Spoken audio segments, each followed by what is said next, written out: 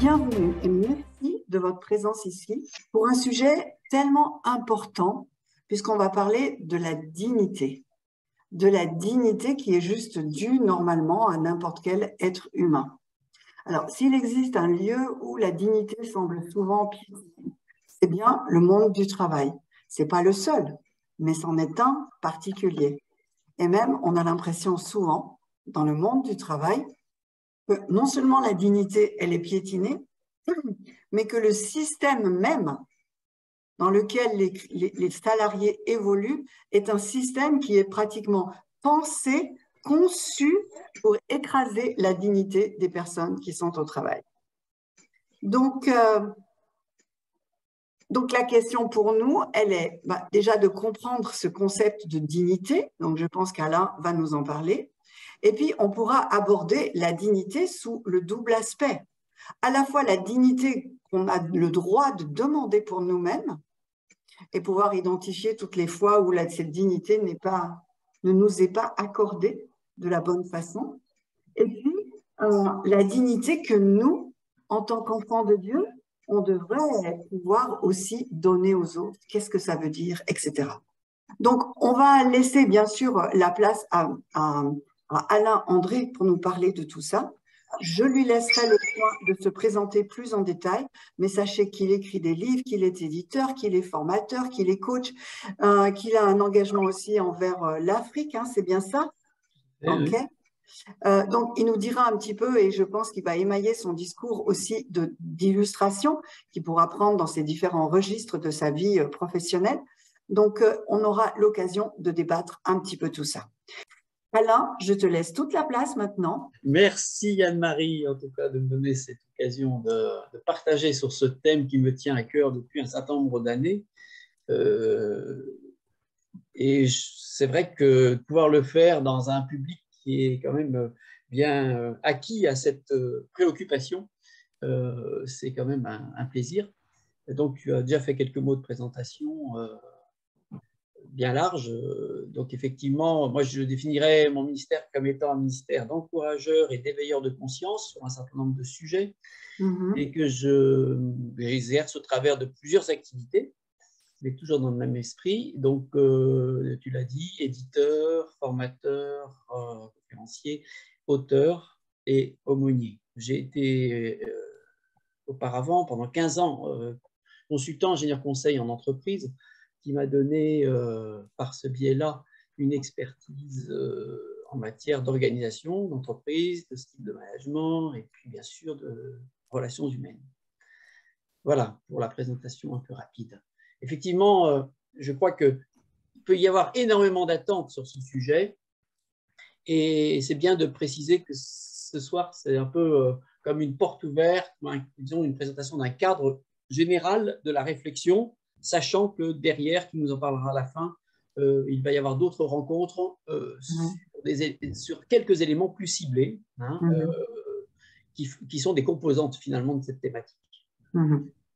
Voilà, vers une dignité restaurée. Alors j'avais le souhait de commencer cette conférence en vous posant quelques questions, 2 questions, et en vous laissant spontanément réagir. Vous pouvez le faire donc dans le forum de discussion.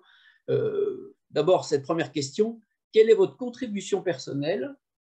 C'est pas de l'intro, enfin, je ne cherche pas à en savoir plus sur vous quand même, mais c'est bien de savoir réfléchir, c'est quelle est ma contribution personnelle au bien de la société, ou en tout cas, de manière plus modeste, au bien de mon environnement de vie. Si chacun peut dire, il ne s'agit pas de faire un catalogue, mais 1 ou 2 points sur lesquels il y a des choses que vous tenez, vous avez à cœur, et que vous faites pour le bien de votre environnement de vie, ben c'est bien de le partager. Voilà, tout simplement, on va donner 3 minutes pour donner quelques idées de votre contribution personnelle. En gros, tu veux savoir qu'est-ce qu'ils apportent à la société, c'est ça? Oui, la société, ou en tout cas leur périmètre d'influence. Dans le quotidien, ça peut toucher des domaines très, très variés. J'amène de la connaissance là où la pauvreté digitale est prégnante. Je prie pour mes collègues malades, je joue de la guitare pour la louange à l'église. Oui.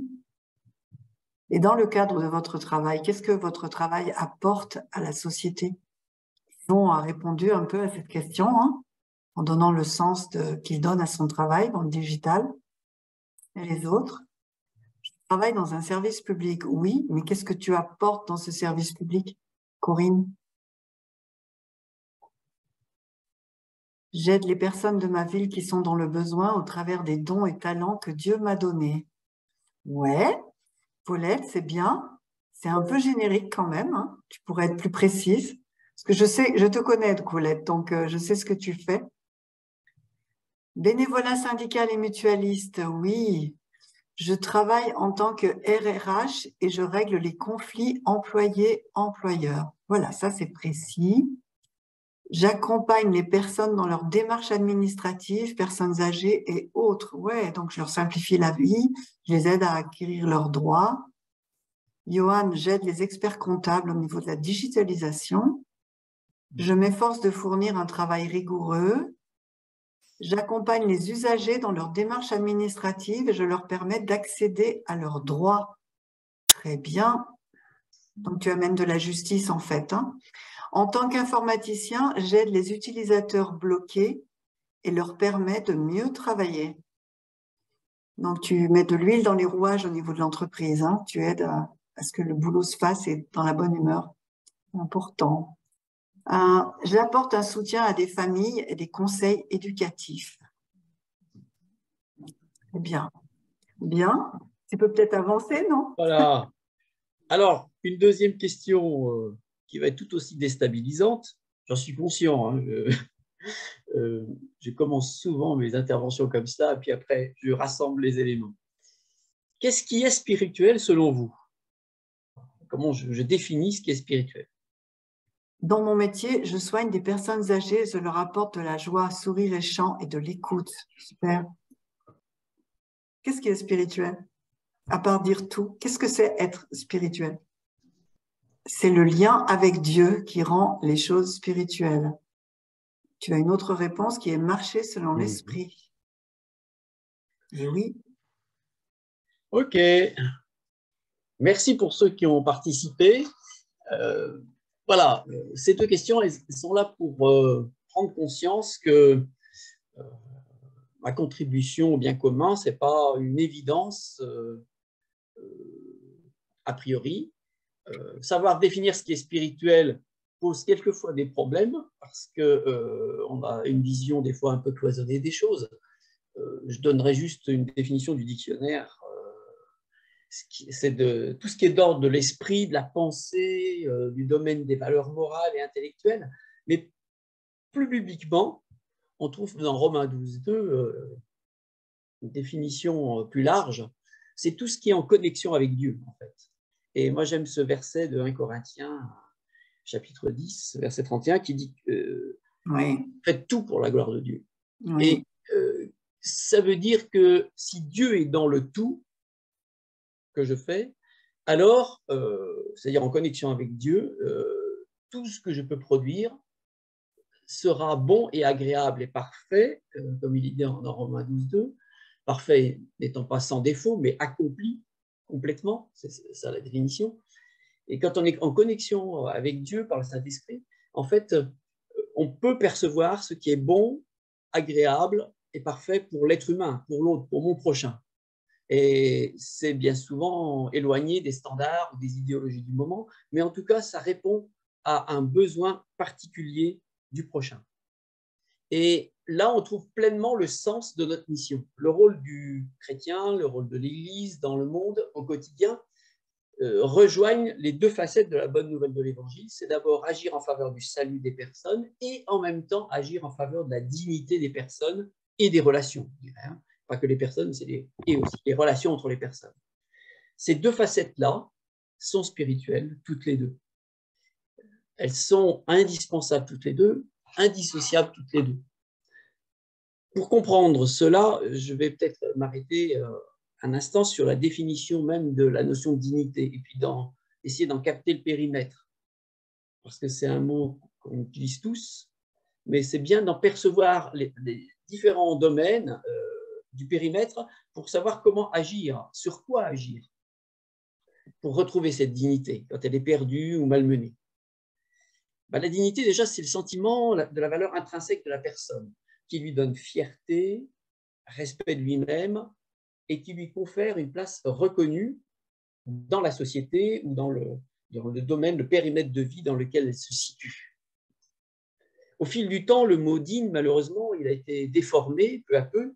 Et maintenant, quand on l'utilise, tu n'es pas digne de, ça a plus une connotation de mérite, déformant complètement, étymologiquement, le sens premier, qui avait une notion d'honneur.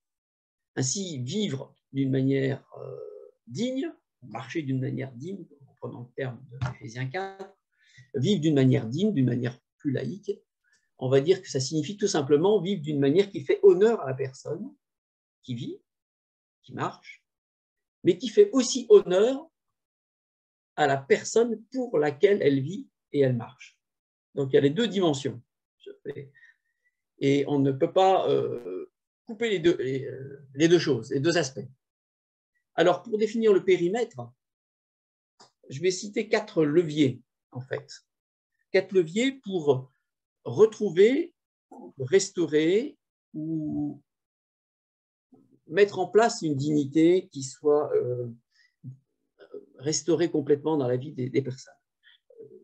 Le premier levier, ça passe par une conscience en fait, de mon rôle au sein de la communauté humaine. La communauté humaine étant l'espace dans lequel je vis. On a tous un espace familial, un espace de voisinage, de citoyens, de salariés ou d'entrepreneurs, de vie commune, en tout cas beaucoup d'unités collectives.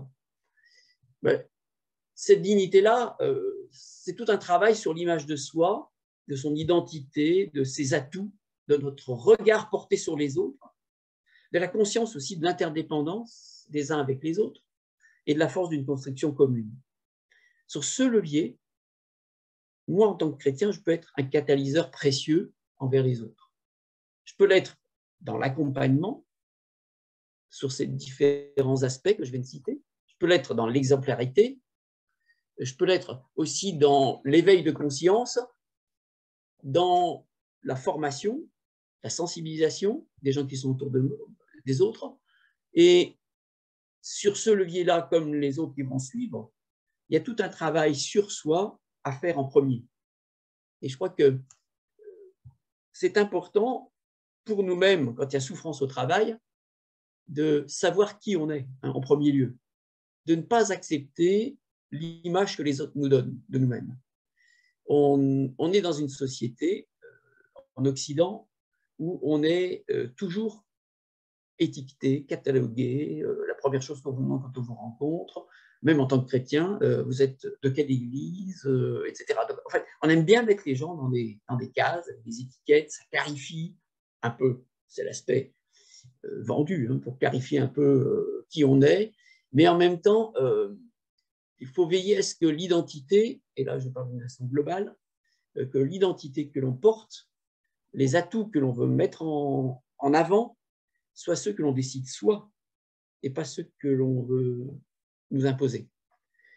Pareil sur le regard porté sur les autres. Je crois qu'on est, en tant que chrétien, vraiment un chemin d'exemplarité, d'accompagnement qu'on peut faire. Et de ce côté-là, on peut être un catalyseur précieux. Le deuxième levier, la dignité passe par la libération de toutes les formes d'esclavage. Alors, quand je parle d'esclavage, je parle aussi bien des addictions, quelles qu'elles soient, mais aussi des abus, de soumission à des dictates qui me sont imposés, des fois culturellement imposés, mais qui ne sont pas justes, en tout cas que je ne perçois pas justes pour moi-même, ni pour le bien-être commun. Et ça commence par un travail aussi sur l'identification de ces formes d'esclavage. En général, quand on subit ces choses-là, on n'est pas à même soi-même de mettre les mots sur ce qu'on subit. Et on a besoin d'un accompagnement, bien souvent, pour arriver à mettre les mots et ensuite à décrypter les situations et les mécanismes de transformation ensuite.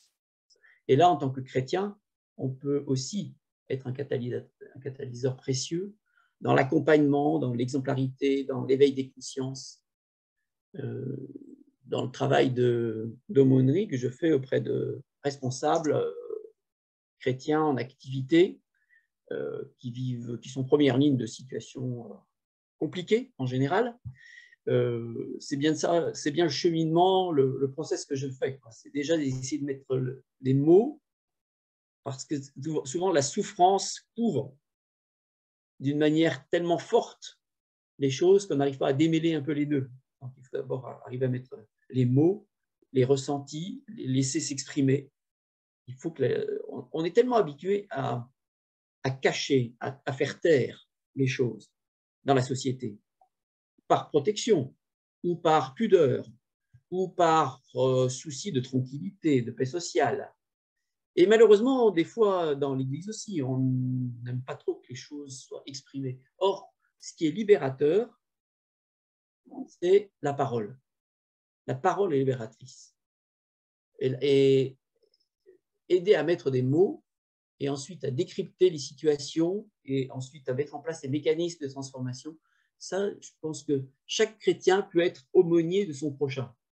Dans le cadre de son travail, est-ce que je peux voir mon collègue et ma relation à ce collègue aussi comme étant l'aumônier de ce collègue? Troisième levier que je citerai, c'est la dignité qui passe par une rupture par rapport aux différentes formes de ténèbres, de ruses. Bon, ça, c'était peut-être le levier le plus attendu pour se situer en fait dans des pratiques d'intégrité, de responsabilité au bénéfice de toute la communauté humaine.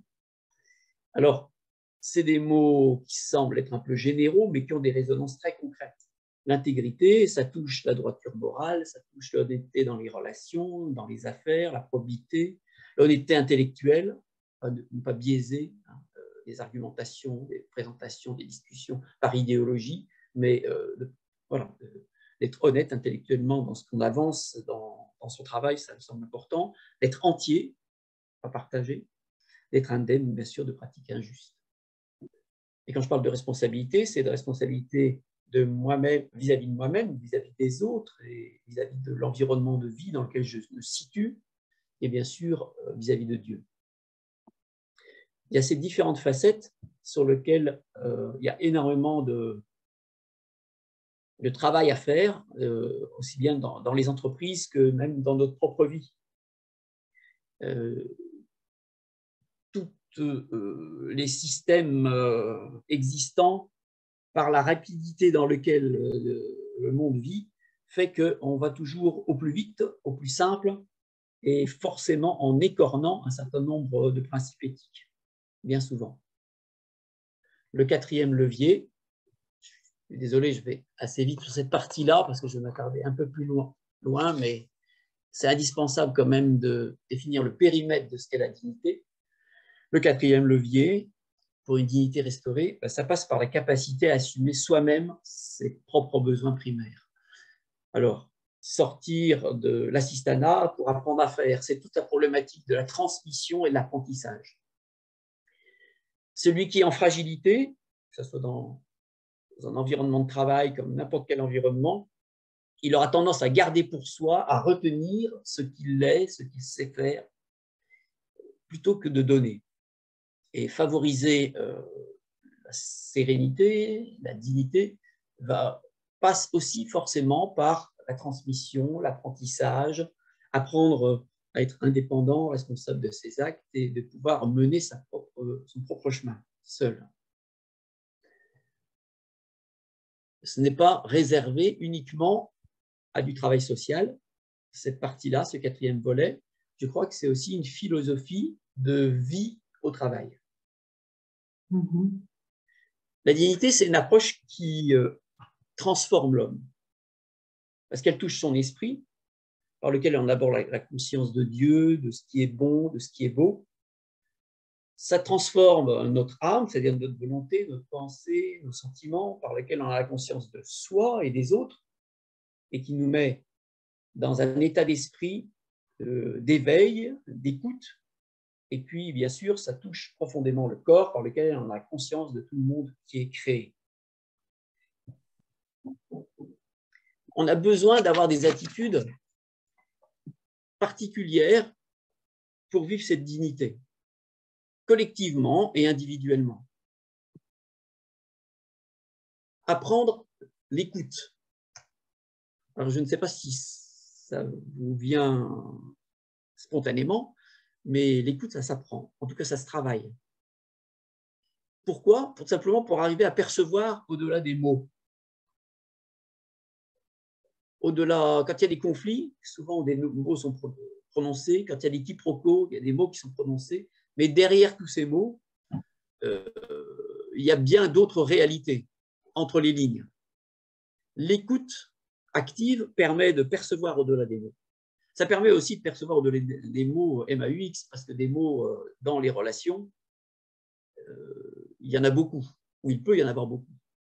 On peut vivre dans le monde du travail ces mots-là, tels que la rivalité, les jalousies, les abus, l'immobilisme qui nous agace, l'impatience. Enfin, on pourrait tous en citer des mots MAUX. L'écoute, c'est aussi d'essayer de comprendre pourquoi les gens fonctionnent de cette manière-là, ou pourquoi je fonctionne de cette manière-là. L'autre attitude, c'est bien sûr le respect. Et c'est quelque chose de compliqué dans une marche collective communautaire, c'est d'accepter le cheminement de l'autre, c'est-à-dire son rythme, ses peurs éventuelles, pas toujours exprimées ou rarement exprimées, et puis ses besoins réels. Je suis en fait un relais, un passeur de vie, et ça nécessite d'accepter le cheminement de l'autre. Troisième attitude, c'est l'empathie. J'ai écrit sur le slide là, aimer voir l'autre grandir. C'est un plaisir. C'est un plaisir de voir l'autre grandir dans son apprentissage, que ce soit professionnel, comme de sa carrure, de sa force intérieure, de son caractère.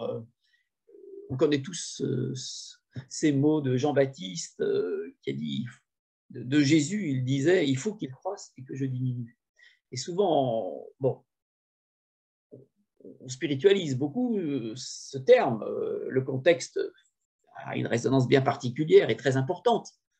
Mais c'est aussi une réalité que je peux avoir dans le regard que je porte sur l'autre. Est-ce que j'aime voir l'autre grandir et qu'est-ce que je fais pour que celui qui est à côté de moi grandisse? Parce que je peux toujours me plaindre qu'il soit pas assez grand dans tel ou tel domaine, dans le comportement, dans des aspects du caractère, dans des aspects professionnels, techniques, dans plein de domaines, dans l'écoute. Mais comment je l'aide à grandir? Et puis, la quatrième attitude, pour favoriser la dignité, c'est d'être aussi une force de proposition pour aider les autres à voir au-delà des difficultés. Nous avons cette espérance chrétienne qui nous aide à pousser, à avoir l'habitude de porter notre regard au-delà de la montagne, parce qu'on sait que quelqu'un maîtrise ce qu'il y a au-delà de la montagne, et en tout cas, on peut confier en tout cas à Dieu ce qui s'y trouve et que nous ne connaissons pas encore.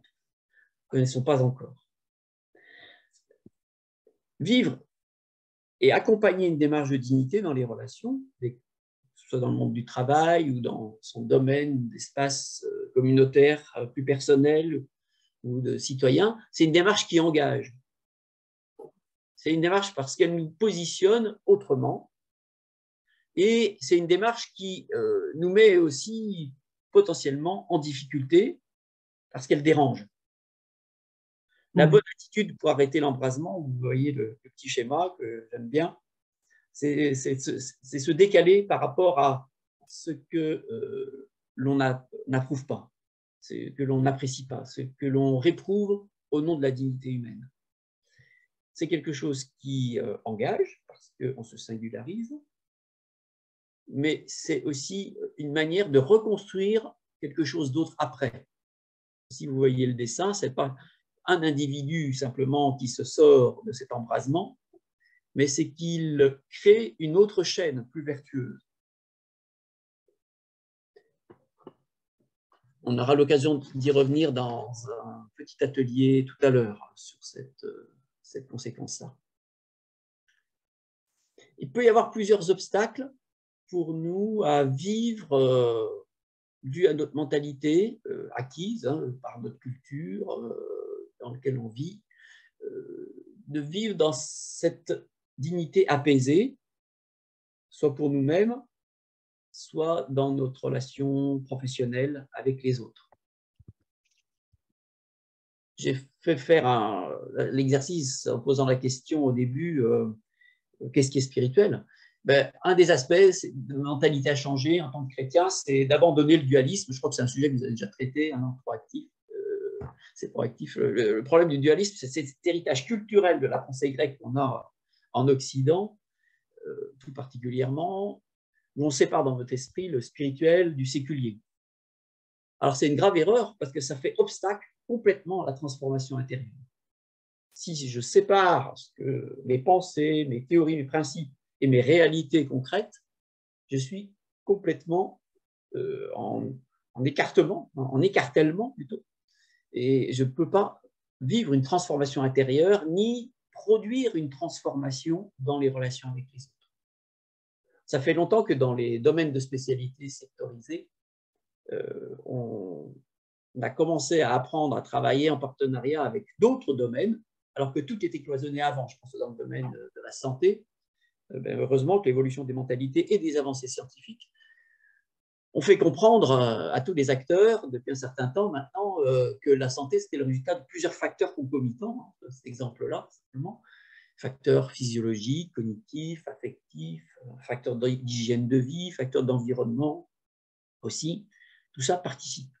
Donc, le dualisme n'a pas sa place. Et c'était important pour moi d'engager la réflexion sur cette question, qu'est-ce qui est spirituel? Si on sépare les choses, on sera toujours malheureux, on sera toujours écartelé entre mes principes chrétiens et ma réalité d'aujourd'hui. Ma réalité des 6 jours de la semaine où je suis face à des communautés humaines qui soient soit le monde du travail, soit le monde des loisirs, soit le monde citoyen de la commune dans laquelle j'habite. Le deuxième aspect de la mentalité à changer, c'est aussi de réapprendre, j'ose, j'espère ne pas choquer, réapprendre à aller vers l'autre. Au lieu d'attendre qu'il nous rejoigne, en général dans notre propre bocal. Alors le bocal peut avoir plusieurs périmètres, plusieurs noms. Ça peut être nos mentalités, nos façons de penser, ça peut être nos lieux de vie, ça peut être aussi notre église, etc. Je donnerai juste l'exemple que Jésus, dans les évangiles, a utilisé 52 fois le terme « va » et « aller », et nous, on passe notre temps à dire « venez » ou en tout cas attendre que les gens viennent à nous. Et ça, c'est une réalité sociale très occidentale, et c'est aussi une mentalité sur laquelle on a besoin d'apprendre. Il y a un apprentissage à faire, d'aller vers l'autre, c'est quelque chose qui n'est pas simple, mais c'est l'amour désintéressé qui nous le permet, ce qui nous permet d'aboutir à au troisième volet d'obstacles. Une mentalité à changer, c'est combattre le fléau de l'intentionnalité, qui va à l'encontre de l'amour vrai désintéressé. Alors, l'intentionnalité, on en parle beaucoup, y compris dans les églises d'ailleurs, avec grand étonnement, parce qu'au départ, ce principe d'intentionnalité, il est issu de la recherche de l'efficacité et du résultat visible et mesurable. Le problème, c'est que ça produit beaucoup de dégâts parce que c'est contraire à l'amour désintéressé et en final à la grâce. Avec ce principe en tête de vouloir absolument être intentionnel, on ne va pas vers l'autre pour ce qu'il est, ni pour ce qu'il fait, pour lui-même en tout cas, mais dans un but bien précis qui est caché, qui est masqué. Une relation intentionnelle, le problème, c'est que ça se sent à 100 km à la ronde. Et ça fait fuir les gens. Ça fait fuir les gens. On n'en a pas toujours conscience. Au lieu de créer une relation confiante, vraie, solide, on devient des repoussoirs. Et c'est à nous de veiller à ce que nous ne soyons pas des chrétiens repoussoirs, mais au contraire, capables d'aller vers l'autre. C'est quand on est dans une relation vraie que les gens apprennent à nous voir vivre et ensuite, bien sûr, peuvent librement nous questionner en confiance sur des choses qui les interpellent. C'est comme ça qu'on le vit très clairement. Nous, par exemple, dans notre quartier, on a initié dans 2 quartiers de notre ville les fêtes de voisins qui n'existaient pas. Ça a été des temps de fêtes tout à fait laïques, mais tout à fait honorables, mais en tout cas qui ont créé de la confiance depuis 10 ans qu'on l'a mis en place, qui a changé complètement l'état d'esprit du quartier, de connaissance des uns des autres, d'entraide des uns des autres, de visite des uns des autres, de prendre soin des uns des autres, du fait qu'il n'y a pas de problème dans ce quartier. Et je crois que au départ, c'est aussi oser aller vers les autres. Et puis, pas chercher absolument à obtenir un résultat que l'on pourrait qualifier de spirituel dans un premier temps, bien qu'au fil des questions posées et des remarques, beaucoup de choses se passent ces 2 dernières années dans ce quartier. Et puis, le 4e obstacle potentiel, c'est d'oser de combattre, d'oser d'interpeller notre héritage religieux. Je l'ai nommé de cette façon-là parce que je m'aperçois que l'héritage religieux en Europe place l'Église comme le pivot indispensable du témoignage chrétien, alors que c'est l'individu qui est le mieux placé, parce que lui, il est dans le côte à côte, dans le cœur à cœur, au quotidien, avec ses voisins, dans le monde du travail, c'est dans ses espaces de loisirs, etc.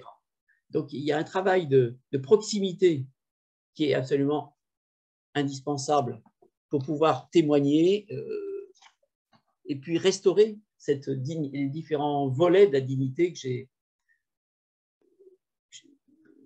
essayé de présenter tout à l'heure, d'esquisser.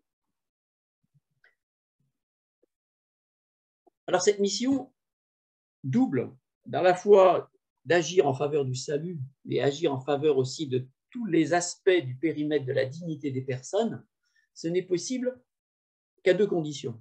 C'est une mission vivable qu'à 2 conditions.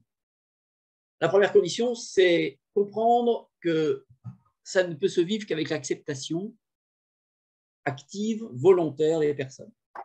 Vous connaissez certainement cette phrase qui est dite « le changement est une porte qui ne s'ouvre que de l'intérieur ».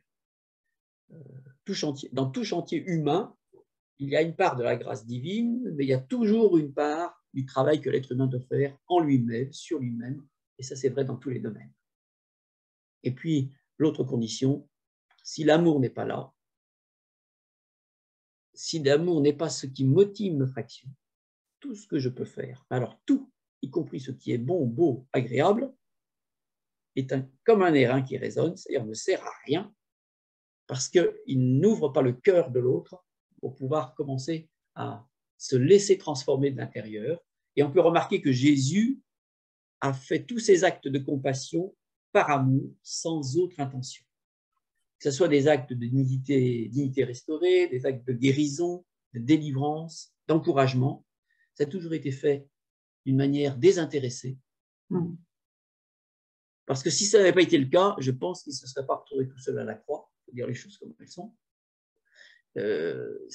Il l'a fait d'une manière désintéressée, mais il a, par son empreinte d'amour, transformé quand même l'humanité. Ces 2 conditions, l'acceptation volontaire active et l'amour désintéressé, je veux juste faire la remarque, c'est la singularité du vrai christianisme. Aucune autre religion ne pratique réellement ces 2 aspects-là. Et ne pas respecter ces 2 aspects-là rend creux tout discours tenu. Alors, j'aimerais maintenant, dans une deuxième partie, avec vous, dans des ateliers, réfléchir à des aspects très concrets de la mise en œuvre de cette dignité, à la fois de travail sur soi-même, comme d'accompagnement que l'on peut faire vis-à-vis des autres, des lieux d'action. des leviers. J'ai été très étonné de lire, il y a déjà quelques temps, sur des rapports de sociologues qui interrogeaient les contemporains sur leurs aspirations profondes. Et ils relevaient qu'il y a 3 mots en Occident qui reviennent toujours dans les aspirations profondes exprimées par les gens d'une façon très spontanée, micro-trottoir. 3 mots: justice, paix, joie ou bonheur. Les 2 mots étaient utilisés différemment suivant les contextes. Alors, c'était dans des ordres différents suivant les contextes, suivant les cultures, mais ces 3 mots revenaient toujours dans les aspirations profondes. Et ce qui est extraordinaire, c'est que le texte de Romains 14, 17 dit que le royaume de Dieu, c'est la justice, la paix et la joie. Je suis en train simplement de dire que les aspirations profondes de l'homme sont exactement ce que le royaume de Dieu propose aux hommes. Comment se fait-il qu'on n'arrive pas à faire rejoindre les deux? Ou je pose la question autrement, comment je peux être un vecteur pour faire rejoindre les 2 aspects, c'est-à-dire les aspirations profondes des hommes et puis ce que le royaume de Dieu voudrait être parmi les hommes. Alors, je vais vous proposer cet exercice de partage avec cette question: comment je peux être un vecteur de justice, de paix et de joie dans mon environnement de travail? Voilà, on va se donner un quart d'heure pour travailler cela par petits groupes. Anne-Marie va nous dispatcher dans plein de salles différentes. Et puis, on se retrouve dans un quart d'heure pour continuer sur cet aspect très concret. Comment je peux être un vecteur de justice, de paix et de joie dans mon environnement de travail pour faire rejoindre les aspirations profondes des humains exprimées par eux et ce que le royaume de Dieu veut proposer aux hommes, mais d'une manière peut-être différente.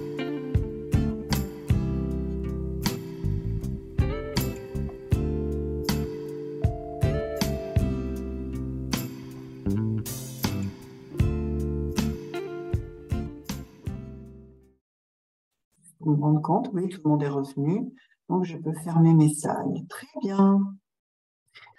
Oui, je pense que cet exercice était profitable, même si c'est forcément court, hein, ce n'était pas une liste à la Prévert qui était demandée, mais quelque part, partager des expériences très concrètes pour mettre en œuvre des facteurs qui favorisent la justice, la paix et la joie dans son environnement de travail, ça me semble essentiel et ça me semble être aussi une attente de chacun. Et ce qui est extraordinaire, en tout cas là où ça m'a interpellé, c'est de voir à quel point les aspirations profondes humaines rejoignent ce que Dieu voudrait donner aux hommes.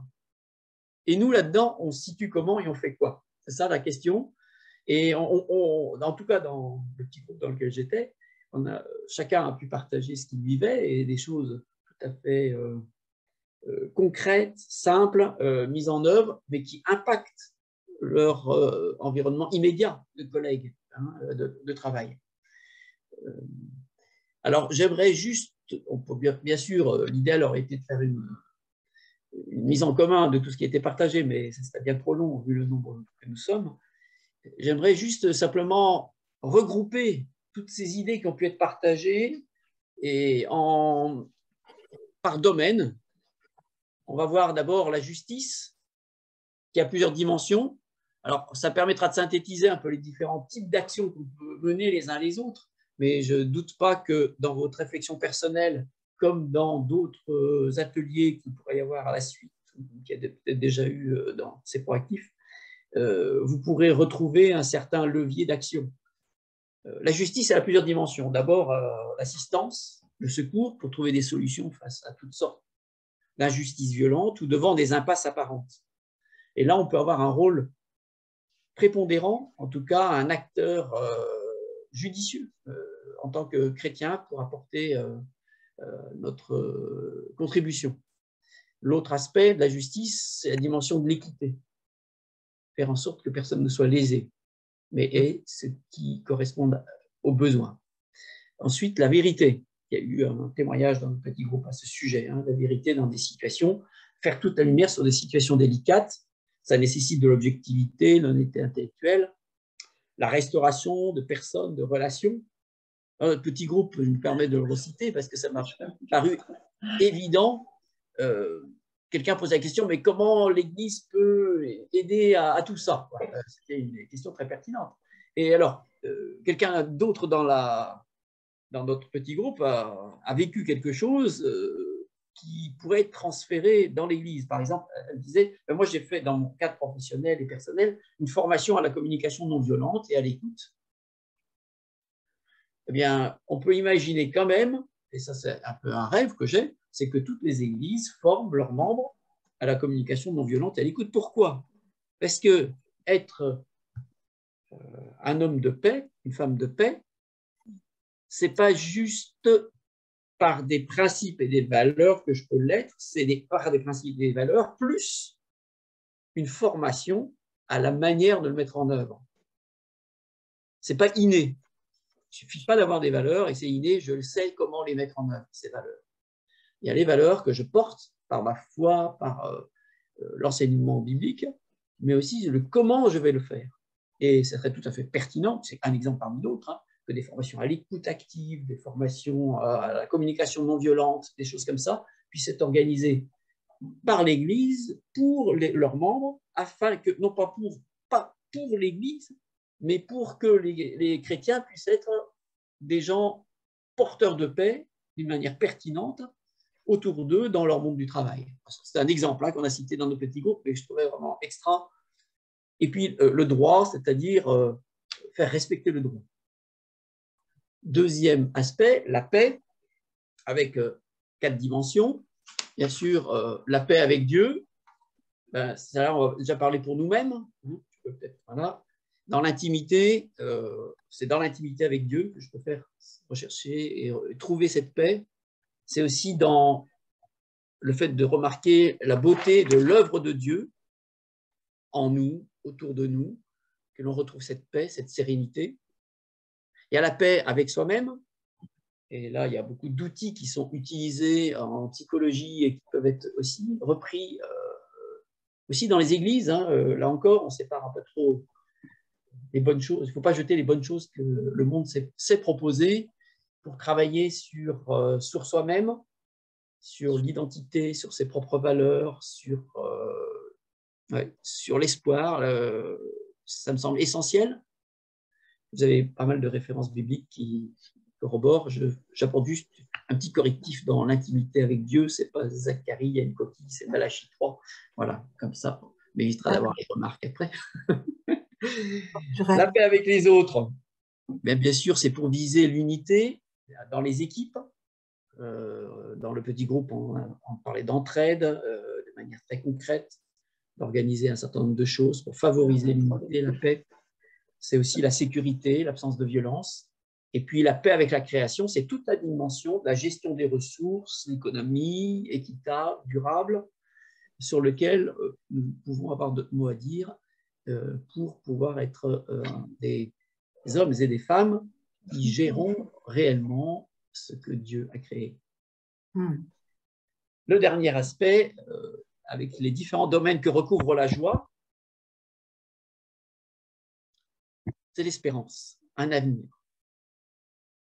Alors, moi, j'aime ce verset du psaume 37, verset 37. Alors, je ne sais pas s'il y a ce souvenir comme référence. 37-37 dit « Il y a un avenir ou un lendemain, suivant les traductions, pour l'homme de paix. » Il ne peut pas y avoir d'avenir d'une manière dissociée de quelque part d'être en paix ou de créer, favoriser la paix autour de soi. L'espérance. L'espérance, comment je cultive ça? Comment je le sème autour de moi? Tout ça, c'est des questions sur lesquelles l'Église a sa place. Et l'Église peut organiser aussi des réflexions très concrètes pour aider les chrétiens ensuite à les mettre en œuvre dans leur quotidien, dans leur sphère d'influence de chaque jour. La joie, ça dépend de la dignité, l'estime de soi. La joie dépend de la reconnaissance, l'esprit de reconnaissance. Il y a beaucoup à faire, beaucoup à dire. Et là aussi, il y a un besoin de changement intérieur. C'est comme le contentement. hein, savoir être reconnaissant, se contenter de ce que l'on a, et la capacité d'émerveillement. Ce dernier facteur change complètement la mentalité d'une communauté humaine, d'un groupe de vie, quel qu'il soit.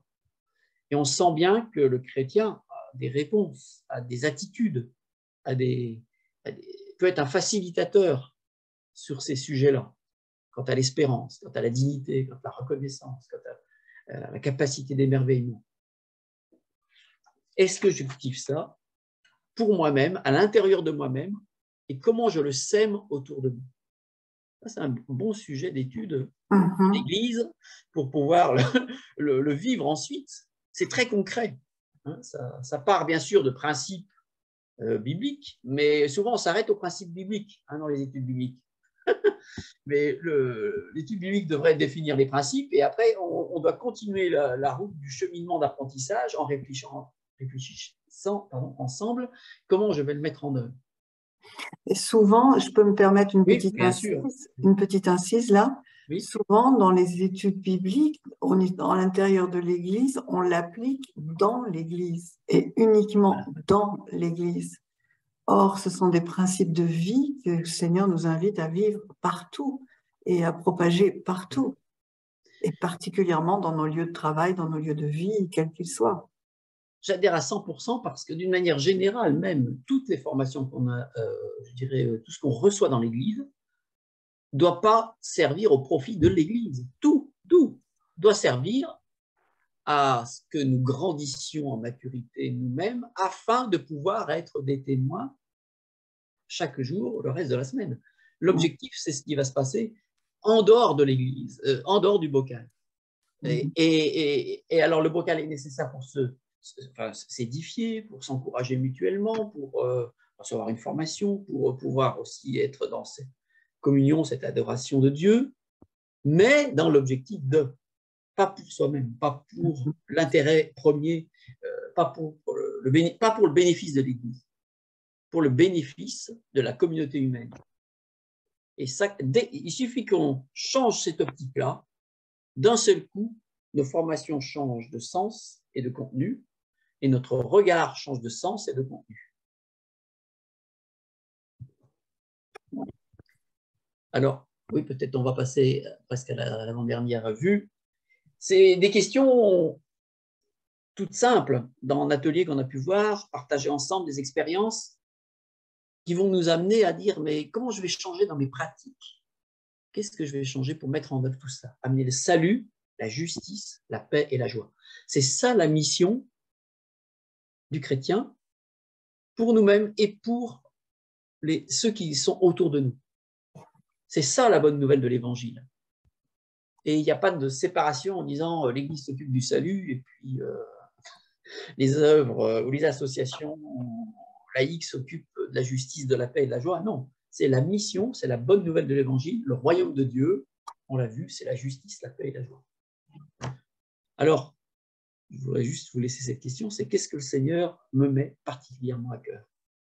Qu'est-ce qui résonne ce soir que je voudrais approfondir? Alors, pour approfondir les choses, vous comprendrez bien qu'en un temps aussi court, on peut être que synthétique. Vous allez avoir d'autres rencontres dont va vous parler Anne-Marie, mais j'aimerais juste mettre en avant. Voilà. Donc, vous pouvez trouver donc, sur ma chaîne YouTube un certain nombre de réflexions, de vidéos assez courtes, à 1 minute en général chacune, sur des thématiques de société, des défis que la société nous envoie, nous répercute, et quelle réponse en tant que chrétien je peux avoir, quelle attitude je peux avoir face à ces défis. Donc, n'hésitez pas à consulter la chaîne YouTube, et puis il y a un certain nombre de sujets que j'aborde d'une manière beaucoup plus approfondie, et qui font l'objet de formations sur l'intégrité, la dignité, sur la responsabilité, sur le fait d'être ambassadeur dans la société d'aujourd'hui.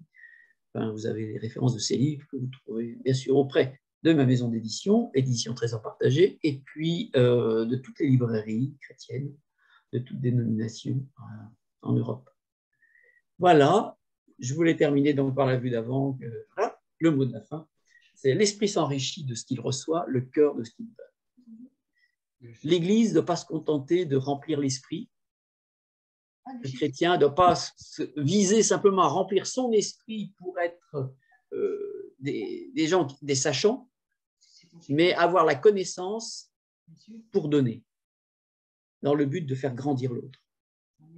Ayons à cœur de faire grandir nos collègues, nos voisins, nos familles, dans les différents aspects de la justice, de la paix et de la joie. Voilà pour ma part, et puis je passe le relais à Anne-Marie. Oui. Alors peut-être que vous pourriez, pendant que je vais apporter le petit mot de la fin, aller sur les discussions et mettre un petit mot un petit mot, si vous avez envie, de laisser un petit mot pour dire ce que vous avez reçu ce soir ou les choses que vous aimeriez discuter, enfin, laissez un petit commentaire. D'accord? Ça serait super. Et moi, je vais apporter le mot de la fin. Comme dans toute formation, ce qui est bon, c'est de savoir quel est le mot qui m'a, voilà, que je retiens et que j'oublie, que je me donne pas le droit d'oublier. Ouais. Qu'est-ce que ça a éveillé? Enfin voilà. C'est important pour nous. De quoi je prends conscience. Ou alors ce que vous aimeriez qu'on approfondisse, ou enfin voilà, des petites choses que vous pouvez laisser. Laissez-le dans la discussion. On ira la voir. Et donc, en ce qui me concerne, je voudrais juste vous dire maintenant quelques moyens d'action de ces proactifs. Un de nos moyens d'action prioritaires, c'est les groupes. Les groupes de soutien, c'est proactif, mais c'est vraiment plus que des groupes de soutien, c'est des groupes de discipulat où on forme, où on essaye justement d'approfondir tous ces sujets et on essaye de prendre le temps de les malaxer dans tous les sens pour pouvoir les approfondir, les discuter, mais surtout les vivre. Alors, si vous n'avez pas encore un groupe C'est Proactif, il y a quelques groupes qui accueillent des personnes qui veulent rejoindre un groupe, mais l'idéal, c'est que vous démarriez un groupe. Donc, parce que, à la limite, je pense, vraiment, je suis convaincue d'une chose, et nous sommes plusieurs à l'être, que, en fait, chaque église où il y a des chrétiens au travail devrait disposer d'un groupe spécifique pour ces 43 ans de vie professionnelle que les chrétiens passent dans leur vie et où ils n'ont pas suffisamment de soutien et d'explication. Et nous voulons les leur apporter. Donc voilà, ces groupes se réunissent en local, mais ça fait partie d'un réseau beaucoup plus vaste et on a tout un accompagnement pour vous aider à démarrer votre groupe. Voilà. Sinon, il y a plein d'autres choses que je vous ai présentées récemment, mais on fait aussi plein de webconférences. Si vous êtes là ce soir, c'est parce qu'on en a organisé une. On va continuer. On fait aussi des séries de masterclass. Alors, une masterclass par rapport à une webconf, c'est qu'on va beaucoup plus à fond dans les choses. Les dernières séries de masterclass qu'on a faites, c'était sur l'équilibre vie pro, vie perso. Et là, tous les principes spirituels qu'il peut y avoir derrière. Et on avait vu différentes choses sur les principes fondamentaux de l'équilibre. On a vu par rapport au souci de la performance. On a vu aussi dans l'équilibre dans les périodes de changement et de crise, etc. Et chaque fois avec des outils très précis et très précieux pour pouvoir travailler ces choses. Tout est encore disponible en ligne. Hein. Vous allez dans formation, vous allez retrouver cette formation. Et je voulais vous dire qu'on est en train de préparer une prochaine série sur un dossier qui est lourd et qui va être très important à vivre. Donc, on va parler du thème de la souffrance au travail. Et comme ce thème est vaste et difficile, on va le décliner en 3 masterclass successives. Les dates, c'est le 28 février, le 14 mars, le 28 mars. On va rendre ça extrêmement interactif. Et notre intervenant sera le doyen de HET Pro, l'Institut de haute étude de théologie de Suisse, l'ancien institut Emmaüs, il s'appelle Michael Gonin. Et cet institut a fait de sa mission de mettre de la théologie sur toutes les problématiques du chrétien dans la société et particulièrement du chrétien au travail. Donc, on aura ici vraiment, je pense, quelque chose d'une extrême qualité. Et je vous invite vraiment à nous suivre sur le site et surtout à retenir ces 3 dates. Ça sera toujours à la même heure, 20h15. On commence à 20h15. Voilà. Merci d'avoir été à notre écoute, d'être avec nous. J'espère que nous pourrons continuer à faire route ensemble. et on va aller lire tout ce que vous nous laissez comme petits commentaires. Merci à vous.